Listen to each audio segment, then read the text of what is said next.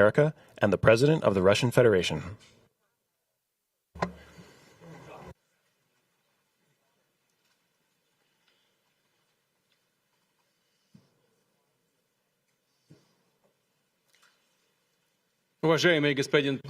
Mr. President, ladies and gentlemen, our negotiations have been held in a constructive atmosphere of mutual respect.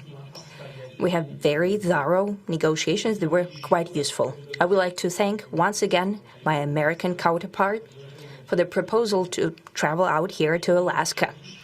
It only makes sense that we've met here because our countries, though separated by the oceans, are close neighbors. So when we've met, when I came out of the plane and I've said, "Good afternoon, dear neighbor. Very good to see you. In good health and to see you alive." I think that is very neighborly. And I think that's some kind words that we can say to each other. We're separated by the Strait of Bering, though there are 2 islands only between the Russian island and the U.S. island. They're only 4 kilometers apart. We're close neighbors, and it's a fact. It's also important that Alaska has to do with our common heritage, common history between Russia and the U.S., and many positive events have to do with that territory. Still, there is tremendous cultural heritage back from the Russian America. For example, Orthodox churches and a lot of more than 700 geographical names of Russian origin. During the Second World War, it was here in Alaska that was the origin of the legendary air bridge for the supply of military aircraft and other equipment under the Lend-Lease program. That was a dangerous and treacherous route over the vast emptiness of ice. However, the pilots of both countries did everything to bring closer the victory. They risked their lives and they gave it all for the common victory. I was just in the city of Magadan in Russia, and there is a memorial there dedicated to the Russian and the U.S. pilots. And there are 2 flags, the U.S. flag and the Russian flag. And I know that here as well there is such a memorial. There is a military burial place several kilometers away from here. The Soviet pilots that buried there who died during that dangerous mission. We're thankful to the citizens and the government of the U.S. for carefully taking care of their memory. I think that's very worthy and noble. We'll always remember other historical examples when our countries defeated common enemies together in the spirit of battle camaraderie and allyship that supported each other and facilitated each other. I'm sure that this heritage will help us rebuild and foster mutually beneficial and equal ties at this new stage, even during the hardest conditions. It is known that there have been no summits between Russia and the U.S. for 4 years, and that's a long time. This time was very hard for bilateral relations, and let's be frank, they have fallen to the lowest point since the Cold War. I think that's not benefiting our countries and the world as a whole. It is apparent that sooner or later we had to amend the situation to move on from the confrontation to dialogue. And in this case, a personal meeting between the heads of state has been long overdue, naturally under the condition of serious and painstaking work, and this work has been done in general. Me and President Trump have very good direct contact. We've spoken multiple times. We spoke frankly on the phone. And Special Envoy of the President, Mr. Witkoff, traveled out to Russia several times. Our advisors and heads of foreign ministries kept in touch all the time. And you know fully well that one of the central issues was the situation around Ukraine. We see the strive of the administration and President Trump personally to help facilitate the resolution of the Ukrainian conflict. And his strive to get to the crux of the matter, to understand this history, is precious. As I've said, the situation in Ukraine has to do with fundamental threats to our security. Moreover, we've always considered the Ukrainian nation, and I've said it multiple times, a brotherly nation, however strange it may sound in these conditions. We have the same roots, and everything that's happening is a tragedy for us and terrible wound. Therefore, the country is sincerely interested in putting an end to it. At the same time, we're convinced that in order to make the settlement lasting and long-term, we need to eliminate all the primary roots, the primary causes of that conflict. And we've said it multiple times, to consider all legitimate concerns of Russia and to reinstate a just balance of security in Europe and in the world on the whole. And I agree with President Trump, as he has said today, that naturally the security of Ukraine should be ensured as well. Naturally, we are prepared to work on that. I would like to hope that the agreement that we've reached together will help us bring closer that goal and will pave the path towards peace in Ukraine. We expect that Kiev and European capitals will perceive that constructively and that they won't throw a wrench in the works. They will not make any attempts to use some backroom dealings to conduct provocations to torpedo the nascent progress. Incidentally, when the new administration came to power, bilateral trade started to grow.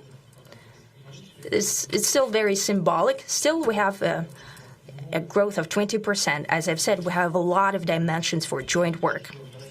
It is clear that the U.S. and Russian investment and business cooperation has tremendous potential.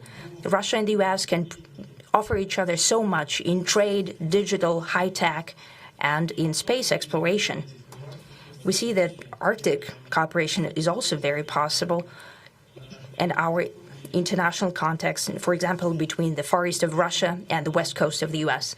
Overall, it's very important for our countries to turn the page, to go back to cooperation. It is symbolic that not far away from here, at the border between Russia and the U.S., there was a so-called international date line. I think you can step over, literally, from yesterday into tomorrow. And I hope we'll succeed in that, in political sphere. I would like to thank President Trump for our joint work, for the well-wishing and trustworthy tone of our conversation. It's important that both sides are result-oriented, and we see that the President of the U.S. has a very clear idea of what he would like to achieve. He sincerely cares about prosperity of his nation. Still, he understands that Russia has its own national interests. I expect that today's agreements will be the starting point, not only for the solution of the Ukrainian issue, but also will help us bring back businesslike and pragmatic relations between Russia and the U.S. And in the end, I would like to add one more thing. I'd like to remind you that in 2022, during the last contact with the previous administration, I tried to convince my previous American colleague that the situation should not be brought to the point of no return when it would come to hostilities. And I said it quite directly back then that it's a big mistake. Today, when President Trump saying that if he was the president back then, there will be no war. And I'm quite sure that it would indeed be so. I can confirm that. I think that overall, me and President Trump have built a very good, businesslike and trustworthy contact. And I have every reason to believe that moving down this path, we can come, and the sooner the better, to the end of the conflict in Ukraine. Thank you. Thank you. Well, thank you very much, Mr. President. That was very profound. And I will say that I believe we had a very productive meeting. There were many, many points that we agreed on, most of them, I would say, a couple of big ones that we haven't quite gotten there, but we've made some headway.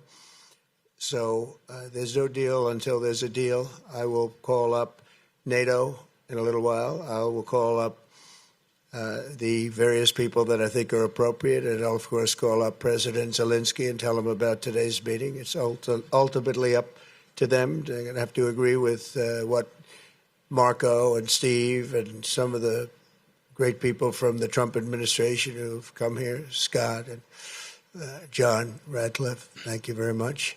But we have some of our really great leaders. They've been doing a phenomenal job. We also have some tremendous Russian business representatives here, and I think, you know, everybody wants to deal with us. We've become the hottest country anywhere in the world in a very short period of time, and we look forward to that. We look forward to dealing. We're going to try and get this over with. We really made some great progress today. I've always had a fantastic relationship with President Putin, with Vladimir. We had many tough meetings, good meetings. We were interfered with by the Russia hoax. That made it a little bit tougher to deal with, but he understood it. I think he's probably seen things like that during the course of his career. He's seen it all, but we had to put up with the Russia hoax. He knew it was a hoax, and I knew it was a hoax, but what was done was very criminal. But it made it harder for us to deal as a country in terms of the business and all of the things that we'd like to have dealt with. But we'll have a good chance when this is over. So just to put it very quickly, I'm going to start making a few phone calls and tell them what happened. But we had an extremely productive meeting, and many points were agreed to.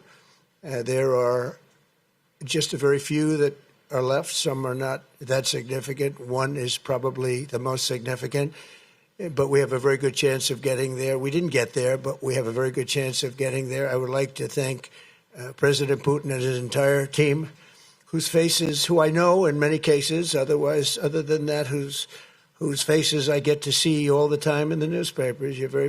You're almost as famous as the boss, but especially this one right over here.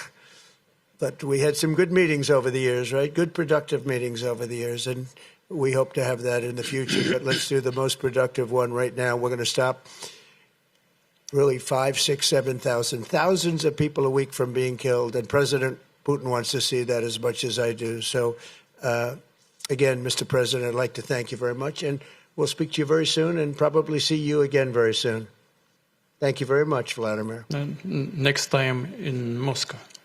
Oh, that's an interesting one. I don't know. I'll get a little heat on that one, but I could see it possibly happening. Thank you very much, Vladimir. And thank you all. Thank you. Thank you. Thank you so much.